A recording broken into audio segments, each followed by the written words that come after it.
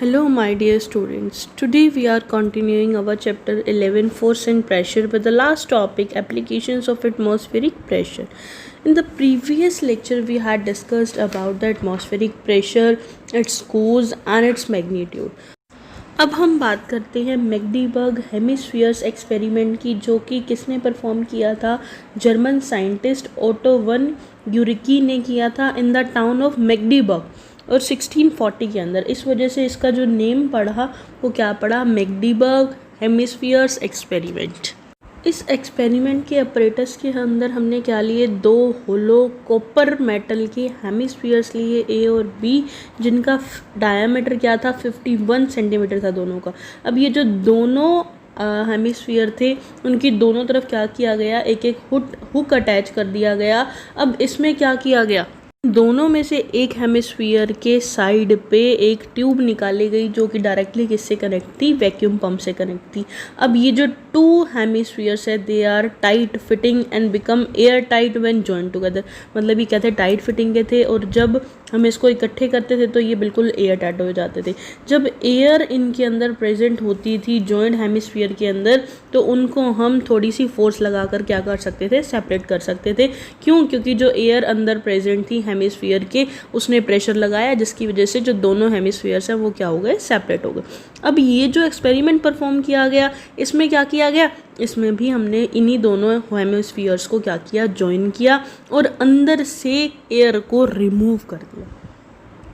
अब यहाँ air remove हो गई by the help of vacuum pump. अब जब सारी एयर यहाँ पर रिमूव हो गई, तब ये जो दोनों हेमिस्फीयर्स थे इनको सेपरेट करना हमारे लिए बहुत मुश्किल था। इसके लिए बहुत ज़्यादा फोर्स अप्लाई की गई, दोनों तरफ बहुत सारे होर्सेस लगा दिए गए जो उसको दूर करने के लिए, सेपरेट करने के लिए फोर्स लगा रहे थे। पर फिर भी जो दोनों हेमिस्फीयर्स थे वो दोनों एक दूसरे से सेपरेट नहीं हुए, क्योंकि मेन रीज़न इसके अंदर का क्या था कि जो एयर प्रेजेंट होती थी, जो प्रेशर जनरेट करती थी, वो क्या हो गई? ख़त्म हो गई। अब अंदर से प्रेशर जनरेट नहीं हो रहा, जिसकी वजह से जो ये दोनों हेमिस्फीयर्स हैं वो सेपरेट नहीं हो पा रहे हैं। अब बाहर से जो प्रेशर लग रहा था एटमॉस्फेयर का वो तो बहुत ज़्यादा था, पर जो अंदर से एटमॉस्फेरिक प्रेशर लग रहा था, एयर का प्रेशर लग रहा था, वो क्या हो गया? ज़ीरो हो गया। तो इस वजह से हम उसे क्या कर पाए? सेपरेट नहीं कर पाए। इवन हमने 8-8 घोड़ों की टीम्स बनाकर एक इस तरफ एक दूसरी तरफ लगाया ताकि हम उन दोनों हेमिस्फीयर्स को सेपरेट कर सकें, बट हमें उसमें सक्सेसफुल नहीं मिली। अब नहीं मिली तो इसका मतलब क्या हुआ कि जो एटमॉस्फेरिक प्रेशर है उसकी वजह से सब चीज़ें बैलेंस में रहती हैं। अब अंदर का एयर प्रेशर रिड्यूस हो गया था और बाहर का एटमॉस्फेरिक प्रेशर ज़्यादा था, तो उस केस में हम इन हेमिस्फीयर्स को सेपरेट नहीं कर पाए। अदरवाइज़ अगर हम वहाँ पर फिर से एयर को डाल देते हैं by the help of vacuum pump, जैसे हमने निकाला था वैसे ही अंदर एयर को इंट्रोड्यूस करवाया, तो उस केस में क्या होगा? अंदर एटमॉस्फेरिक प्रेशर जनरेट हो जाएगा। अब जब दोनों जगह एटमॉस्फेरिक प्रेशर लगेगा तो अंदर वाली जो एयर है वो प्रेशर एक्सर्ट करेगी, जिसकी वजह से दोनों हेमिस्फीयर्स को सेपरेट करना हमारे लिए क्या हो जाएगा? इजी हो जाएगा। यही हमारा क्या था? मैग्डीबर्ग एक्सपेरिमेंट था। अब हम बात करते हैं हमारी बॉडी और एटमॉस्फेरिक प्रेशर की। अब मैग्डीबर्ग हेमिस्फीयर एक्सपेरिमेंट से हमने क्या चीज़ देखी कि जो प्रेशर है that is exerted by the atmosphere on the earth पर भी लगता है और इनके ऑब्जेक्ट्स पर भी लगता है, चाहे वो कितना ही बड़ा क्यों ना। तो एक बहुत बड़ा क्वेश्चन राइज होता है कि अगर एटमॉस्फेयर हर चीज़ के ऊपर प्रेशर लगा रहा है तो हम क्रश क्यों नहीं होते? Why we are not crushed by the atmospheric pressure? अब ऐसा इसलिए होता है क्योंकि हमारी बॉडी के अंदर एक लिक्विड प्रेजेंट होता है जिसे हम बोलते हैं ब्लड, जो कॉन्टिन्यूसली हमारी बॉडी के अंदर क्या कर रहा होता है? फ्लो कर रहा होता है, हर सेल तक पहुंच रहा होता है। और उस टाइम पर भी क्या होता है? कहते हैं हमारा जो ब्लड है वो भी एक प्रेशर के साथ मूव करता है, जिसे हम क्या बोलते हैं? ब्लड प्रेशर बोलते हैं, जो कि स्लाइटली ग्रेटर होता है देन एटमॉस्फेरिक प्रेशर। अब ये जो एटमॉस्फेरिक प्रेशर है ये बाहर से हमारी बॉडी के ऊपर लगता है और हमारा जो ब्लड प्रेशर है वो अंदर से हमारी बॉडी के ऊपर लगता है, जिसकी वजह से बैलेंसिंग रहती है, बैलेंस रहते हैं हम और हमारी बॉडी क्रश नहीं होती है। एक्चुअल में क्या होता है कि जो एटमॉस्फेरिक प्रेशर है इसको हमारा ब्लड प्रेशर क्या कर देता है? बैलेंस कर देता है, जिसकी वजह से हमें किसी तरह का डिस्कम्फर्ट नहीं होता। इवन हमें पता भी नहीं चलता कि कोई एटमॉस्फेरिक प्रेशर हमारे ऊपर लग रहा है। ठीक है। अब हम बात करते हैं कि what is the effect of low atmospheric pressure on our body. अब हमें पता है कि अर्थ सरफेस के ऊपर जो एटमॉस्फेरिक प्रेशर होता है वो सबसे मैक्सिमम होता है जब हम हाई एल्टीट्यूड पे मतलब माउंटेन्स पर जाते हैं, वहाँ पर एयर कम होती है तो वहाँ पर एटमॉस्फेरिक प्रेशर भी क्या हो जाता है, रिड्यूस हो जाता है। अब हाई एल्टीट्यूड पे मतलब माउंटेन्स पर जाने पर क्या हो जाता है, एटमॉस्फेरिक प्रेशर कम हो जाता है हमारे ब्लड प्रेशर के कंपैरिजन में। अब ब्लड प्रेशर ज़्यादा है, एटमॉस्फेरिक प्रेशर कम है, तो उस केस में क्या होता है, कहता है उस केस में हमारी बॉडी की कुछ एक ब्लड वेसल्स क्या हो जाती हैं, बर्स्ट हो जाती हैं और हमारे नाक से खून निकलना शुरू हो जाता है, नोज़ ब्लीडिंग होनी शुरू हो जाती है। एक्चुअल में ये नोज़ ब्लीडिंग किस वजह से होती है, due to the low atmospheric pressure at that area as compare to our blood pressure. Blood pressure ज़्यादा होता है, एटमॉस्फेरिक प्रेशर कम होता है, उस केस में जो नाक से खून जिसे हम नक्सीर बोलते हैं वो आनी शुरू हो जाती है। अब हम बात करते हैं एटमॉस्फेरिक प्रेशर की एप्लीकेशंस की जो हमारे डेली लाइफ के अंदर यूज़ करते हैं। सबसे पहले हम बात करते हैं ड्रिंकिंग स्ट्रो की। जो पाइप है, हम जूस पी रहे हैं या कोल्ड ड्रिंक पी रहे हैं, उसके लिए हम किसका यूज़ कर रहे हैं, हम पाइप का यूज़ कर रहे हैं, ड्रिंकिंग स्ट्रॉ का यूज़ कर रहे हैं। अब ये जो ड्रिंकिंग स्ट्रॉ है that works on the existence of atmospheric pressure. How it works, बहुत सिंपल सी बात है कि एक जो पाइप का हिस्सा होता है वो हमारे मुंह में होता है और दूसरा उस लिक्विड के अंदर होता है। अब वहाँ पर एटमॉस्फेरिक प्रेशर किस तरीके से काम करता है, लेट अस टॉक।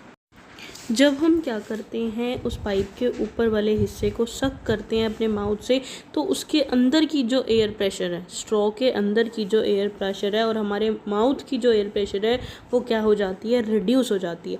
पर जो सॉफ्ट ड्रिंक थी हमारी, उसके सरफेस के ऊपर जो एटमॉस्फेरिक प्रेशर लग रहा होता है वो क्या हो जाता है, वो हाई होता है। अब ज़्यादा एटमॉस्फेरिक प्रेशर जो सॉफ्ट ड्रिंक के सरफेस के ऊपर लग रहा है, कहता है उसकी वजह से क्या होगा कि जो सॉफ्ट ड्रिंक होगी that pushes soft drink upward, जो पाइप है उसमें क्या हो जाएगी, उसको पुश कर देगी। ऐसा क्यों हुआ कि एयर प्रेशर एक जगह की ज़्यादा थी, दूसरी जगह की कम थी, और हमेशा क्या होता है, high atmospheric pressure to low atmospheric pressure जो है वो कोई भी चीज़ मूव करती है। अब यहाँ पर हमने बात की थी सॉफ्ट ड्रिंक की, तो जो सॉफ्ट ड्रिंक थी, सॉफ्ट ड्रिंक का जो सरफेस था वहाँ एटमॉस्फेरिक प्रेशर ज़्यादा था, जबकि स्ट्रो और हमारे मुंह के अंदर एटमॉस्फेरिक प्रेशर क्या था, कम था। अब डिफरेंस होने की वजह से क्या होगा कि जो सॉफ्ट ड्रिंक थी वो सक करने के बाद हमारे मुंह के अंदर चली जाएगी। अब हम बात करते हैं अपने नेक्स्ट एप्लीकेशन की। अब सिरिंज की। सिरिंज क्या है, या तो ये कांच की एक ट्यूब है या फिर प्लास्टिक की एक ट्यूब है, जिसमें क्या है, एक नोज़ल है और एक पिस्टन है, ताकि हम क्या कर सकें, सकिंग इन कर सकें और कोई भी लिक्विड उसके अंदर क्या कर सकें, डाल सकें। अब ये जो सिरिंज है ये भी क्या कर रही है, एटमॉस्फेरिक प्रेशर की एग्जिस्टेंस के ऊपर काम कर रही है। कैसे, कहता है यहाँ पर भी हम क्या करते हैं, कहता है जब उसकी नोज़ल को, सिरिंज की, हम क्या करते हैं, लिक्विड के अंदर डिप करते हैं और पिस्टन को पीछे की तरफ खींचते हैं, तो क्या होता है, जो प्रेशर है वो सिरिंज के अंदर वो क्या हो जाता है, कम हो जाता है। पर जो एटमॉस्फेरिक प्रेशर है जो लिक्विड के सरफेस के ऊपर लग रहा है वो क्या होता है, ज़्यादा होता है। तो जिसकी वजह से क्या होता है, प्रेशर डिफरेंस जनरेट हुआ और उस प्रेशर डिफरेंस की वजह से high to low atmospheric pressure में क्या किया, जो लिक्विड है वो हमारा मूव किया। तो इस तरीके से क्या हुआ कि जो सिरिंज है वो हमारी फिल हो गई। अब बात करते हैं हमारे नेक्स्ट ड्रॉपर की। अब ये जो ड्रॉपर होता है ये भी क्या होता है, ये ग्लास की ट्यूब होती है विद अ रबर बल्ब, जिसके एक एंड पर क्या होता है, रबर बल्ब होता है, एक तरफ क्या होती है, नोजल होती है। अब इसका यूज़ हम क्या करते हैं, that is use for measuring out the drops of a liquid. मतलब लिक्विड मेडिसिन वगैरह देने के लिए ये भी एटमॉस्फेरिक प्रेशर के ऊपर काम करता है। इसमें भी सेम सीन होता है, जब हम रबर बल्ब को क्या करते हैं, प्रेस करते हैं, तो जो एयर प्रेजेंट होती है वो रिड्यूस हो जाती है, वहाँ पर एटमॉस्फेरिक प्रेशर क्या हो जाता है, रिड्यूस हो जाता है। और जब हम उसको रिलीज़ करते हैं रबर बल्ब को ड्रॉपर के, तो क्या हो जाता है, कहता है जो सरफेस पर जो लिक्विड था उसके सरफेस पर जो एटमॉस्फेरिक प्रेशर लग रहा था वो ज़्यादा था, जबकि उस ड्रॉपर के अंदर जो था एटमॉस्फेरिक प्रेशर कम था, जिसकी वजह से प्रेशर डिफरेंस जनरेट हुआ और उस प्रेशर डिफरेंस की वजह से high pressure to low pressure जो हमारा लिक्विड था वो मूव किया।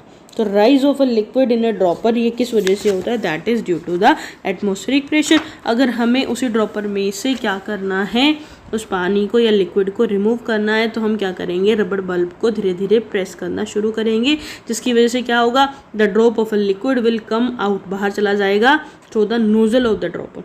जस्ट लाइक अ ड्रॉपर हम क्या करते हैं, जो हमारा पेन है, फाउंटेन पेन होता है, उसके अंदर इंक की जो फिलिंग है वो भी कौन से प्रिंसिपल पर वर्क करती है, वो भी इसी प्रिंसिपल पर वर्क करती है, that is due to the atmospheric pressure.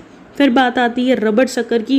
अब रबड़ शक्कर के अंदर भी क्या होता है, ये कहते हैं ये एक डिवाइस होता है जो किसका बना होता है, रबड़ का या प्लास्टिक का बना होता है, जो किसी भी फ्लैट और स्मूथ सरफेस पर प्रेस करते ही बड़ी आसानी से क्या हो जाता है, चिपक जाता है। इसको हम एक तरीके से सक्शन कप भी बोलते हैं।